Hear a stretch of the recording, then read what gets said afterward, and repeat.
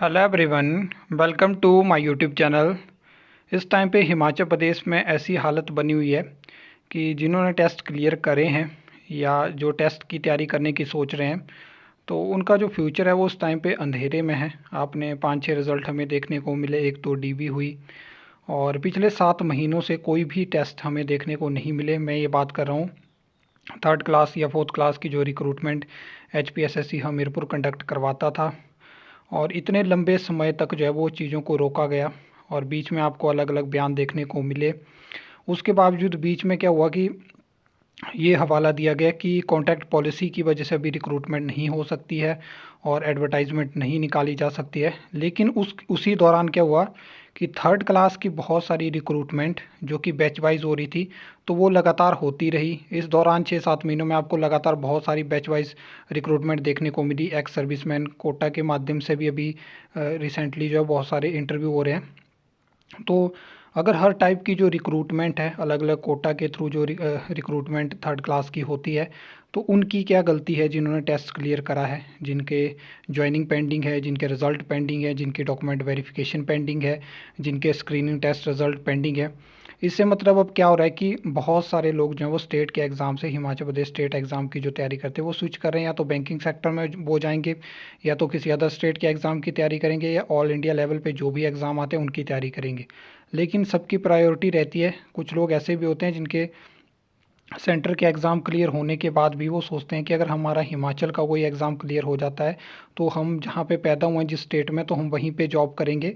कुछ लोगों की प्रायोरिटी नहीं होती है कि वो ज़्यादा पैसे कमाएं। वो सोचते हैं कि हिमाचल में ही अगर जॉब मिलती है तो हम यहीं पे कर लेंगे और सरकारी नौकरी होगी तो और बेहतर होगा, क्योंकि अलग अलग आपको जो PSU की जॉब ही हैं वो भी हिमाचल में मिलती हैं।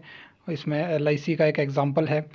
तो ये है कि एक चीज़ तो यहाँ से क्लियर होती है कि सरकार की सोच इस टाइम पे क्या है कि जो यंग टैलेंट है जो 20 से 30 साल के बीच में है उनको तो जॉब मतलब देनी ही नहीं है। ये मतलब पिछली सरकारों से भी मेरी यही मतलब रहती थी कि वो भी नहीं देना चाहते थे जॉब। आपको मैंने एक आंकड़ा बताया कि इस टाइम पे 20 से 30 की एज के बीच में लगभग 12 से 12 हज़ार एम्प्लॉयज़ हैं टोटल। तो एक मतलब यहाँ से आप मान के चल सकते हो कि मैक्सिमम को जॉब जो है वो या तो बैच वाइज मिलती है या कोटा के माध्यम से लेट मतलब जॉब दी जाती है। टेस्ट इतने कम निकाले जाते हैं, एक साल में जो है वो लगभग 3,000 के आसपास HPSSC एडवर्टाइजमेंट निकालता था। उसमें बहुत सारे कोर्ट केसेस फंसे होते हैं, 3-3 4-4 साल बाद वो रिक्रूटमेंट होती है।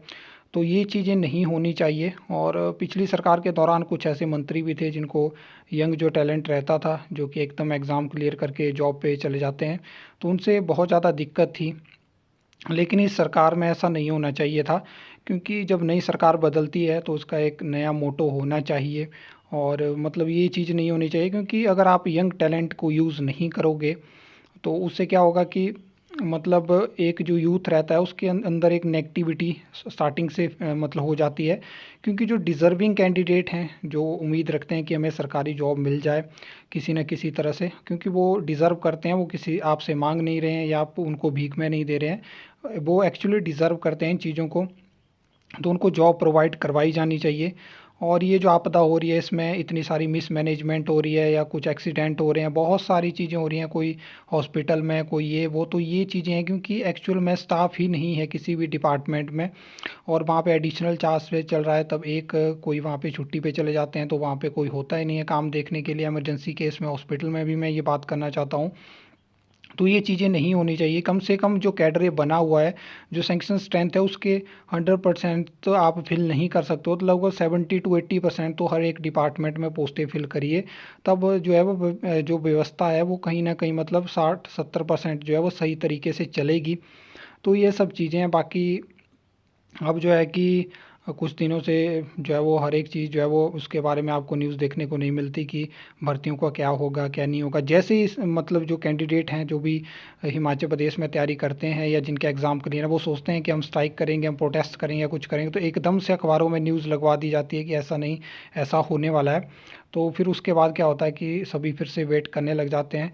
लेकिन मैं यही बोलूँगा कि अभी तो थोड़े दिन मौसम ख़राब है, उसके बाद ऐसा है कि अगर नहीं आपको रिज़ल्ट देखने को मिलते, नहीं आपको एडवर्टाइजमेंट देखने को मिलती है तो ये यहाँ पे प्रोटेस्ट करना पड़ेगा। प्रोटेस्ट के बिना आपको कुछ नहीं मिलेगा। वैसे भी एक शायद वो कहावत है या एक कोट है वो भगत सिंह जी का, जिसमें उन्होंने बताया कि मुफ्त में आपको कोई कुछ नहीं देगा, आपको अपना जो हक है वो तो या तो मांगना पड़ेगा या उसके लिए लड़ाई करनी होगी, उसके बाद ही आपको अपना हक मिलेगा। तो उस हिसाब से ये चीज़ें हैं। बाकी आई होप आपको ये वीडियो अच्छी लगी होगी, इन्फॉर्मेटिव लगी होगी। तो आप वीडियो को लाइक कमेंट शेयर कर सकते हो, चैनल को सब्सक्राइब कर सकते हो फर्दर न्यू अपडेट्स के लिए।